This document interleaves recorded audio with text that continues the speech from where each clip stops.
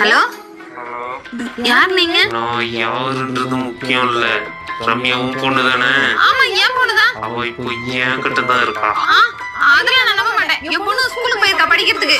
யாரா நீ? ஸ்கூலுக்கு போற வழியிலே அவளை தூக்கிட்டேன். ஐயோ, இருந்தாலும் நான் நம்ப மாட்டேன். நம்ப மாட்டேன்?